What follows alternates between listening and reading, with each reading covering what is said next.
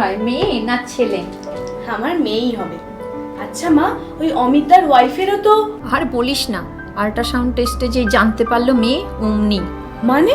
কন্যা ভ্রূণহত্যা এটি একটি পাপ কাজ জেনেও বিগত 30 বছরে ভারতে 1,20,00,000 ভ্রূণহত্যা হয়েছে।